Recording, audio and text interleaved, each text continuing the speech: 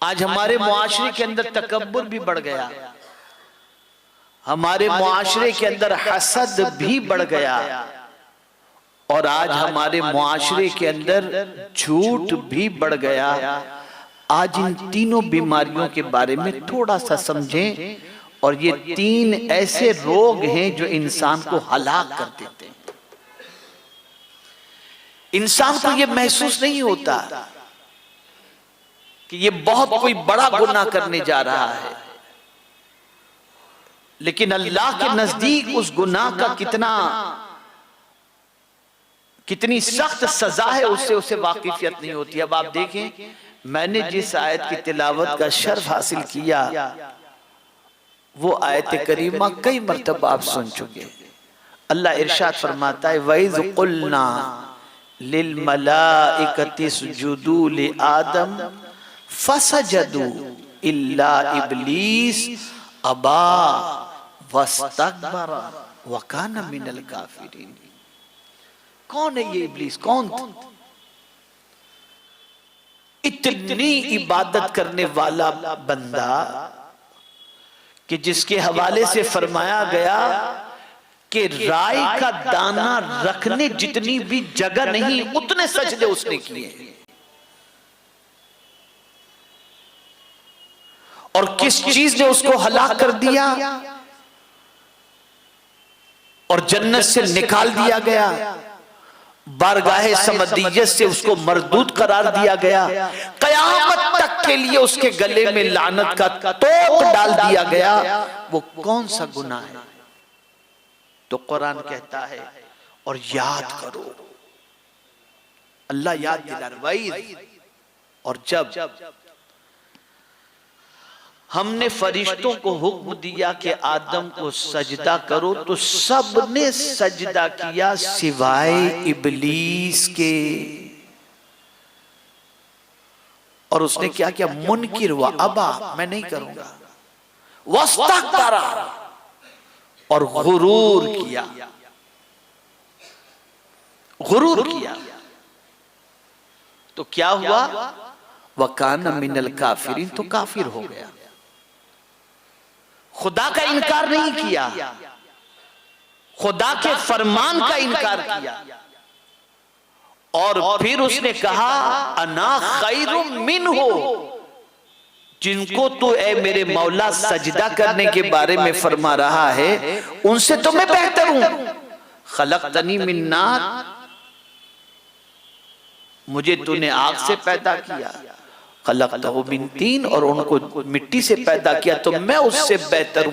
बस ये अकड़ना था, किसी को कम और खुद को बेहतर समझना था। जिंदगी के सारे सजदे मुंह पे मार दिए गए।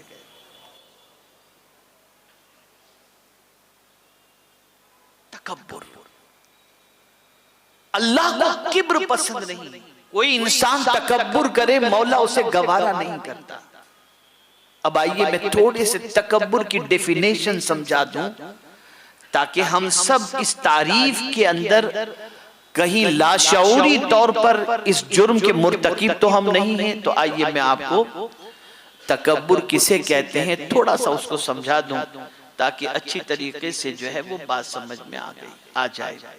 तहजीबुल अखलाक में अबू उस्मान जाहिज ने अपनी किताब तहजीबुल अखलाक में तहरीर किया है, अल किब्र, तकब्बुर किसे कहते हैं।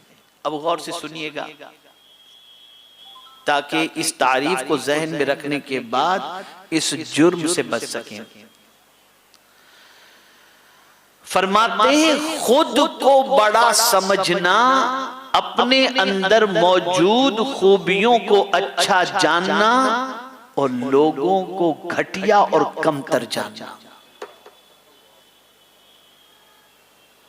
अपने पास जो खूबियां हैं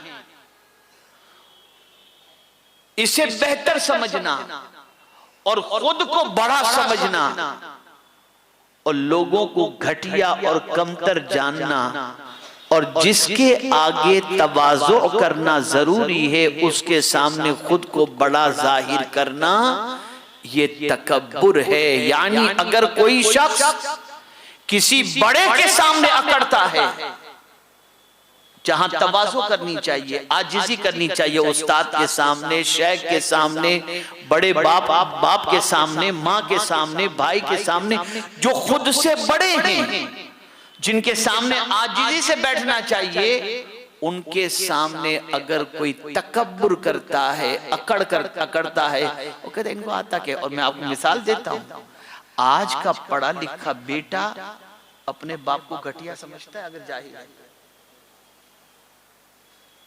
अरे यार छोड़ो, इस बुढ़े को कुछ नहीं आता, ये कहते। अरे मेरा बाप बेचारा अंगूठा छाप है, और आए तो बेटो अब्बा कहां तुम इधर उधर घूमते रहते। ये जुमले इस्तेमाल होते, ये तकब्बुर है,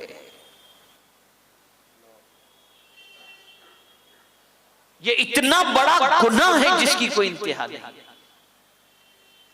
बल्कि मैं आपको बताऊं, अपने माँ बाप के सामने, अब गौर से सुनिएगा, अपने माँ बाप के सामने किसी बात पर यूं कंधे जो उछालते हैं ना, जो फॉरेन से सीख लिया है लोगों ने और इसे स्टाइल समझते, मना फरमाया, कुरान शरीफ में मना फरमाया गया, कुरान शरीफ में मना फरमाया गया कि माँ बाप के सामने अपने कंधे को ऐसे मत करो। बल्कि कुरान कहता है माँ बाप के सामने अपने आप को बिछा के रखो। और आज हम देख रहे हैं कि थोड़ी सी तरक्की मिल जाए तो इंसान दूसरे को घटिया समझता है।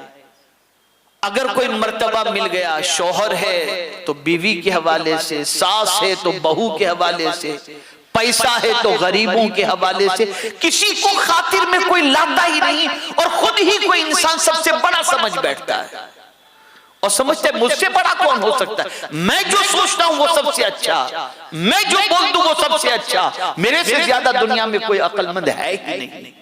ये बहुत खतरनाक चीज है, खुद को बड़ा समझना। बस ये इतना जुमला याद रखें, खुद को बड़ा समझना और अपने अंदर मौजूद खूबियों की वजह से दूसरे को हकीर समझना, ये सबसे बड़ा गुनाह है, बहुत बड़ा गुनाह है, और इसी को तकब्बुर कहते हैं।